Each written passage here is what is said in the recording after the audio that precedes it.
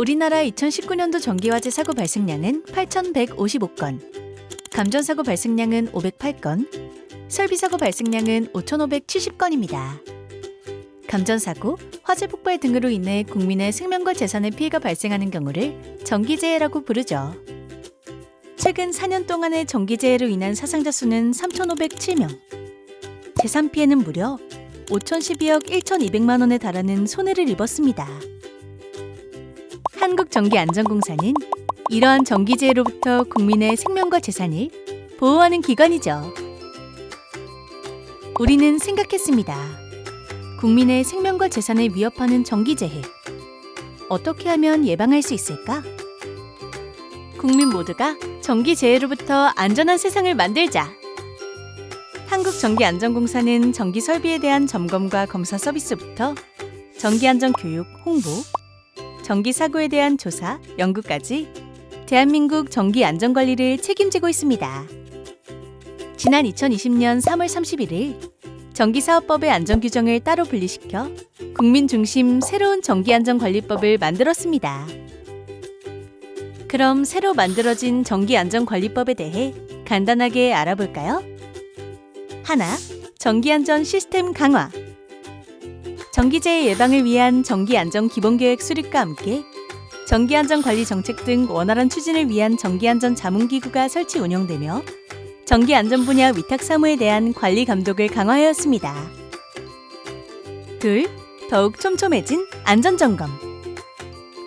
기존의 어린이집, 유치원, 청소년 수련시설 등뿐만 아니라 농어촌 민박, 전기차 충전 설비도 안전점검 대상으로 확대되었으며 25년 이상의 공동주택은 3년에 한 번, 중대형 시장의 개별 점포는 1년마다 전기안전점검을 반드시 실시해야 합니다. 그리고 전기 화재의 원인이 되는 환경적 요소를 반영하여 A부터 E까지 5단계로 안전등급을 구분할 수 있도록 안전등급제를 도입하였습니다. 셋, 전기안전 분야 종사자의 전문성 강화. 전기안전관리 위탁업체 중 시설물 관리업체 등록 요건이 신설되어 전문성 및 책임이 강화되었으며 전기안전관리에 필요한 장비를 반드시 보유해야 합니다. 그리고 시공관리 책임자는 전기설비 시공 단계부터의 철저한 안전관리를 위해 안전시공 교육을 받아야 합니다. 넷, 전기안전 분야 종사자 업무 여건 개선. 전기안전관리 대행 사업자 간 과도한 경쟁과 안전점검 부실 방지를 위해 대가 산정 방식 기준을 마련하였습니다.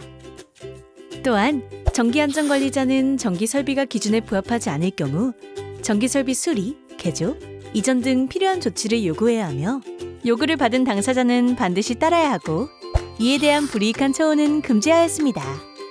하나 더! 대한민국의 전기안전은 전기안전 종합 시스템.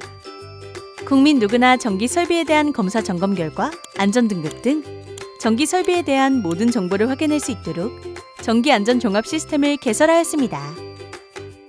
이젠 언제 어디서든 편리하게 전기안전 종합 시스템에서 확인할 수 있습니다. 2021년 4월 1일 전기안전관리법이 시행됩니다. 대한민국 전기안전 지킴이. 한국전기안전공사는 앞으로도 국민의 안전과 행복을 위해 더욱 노력하겠습니다.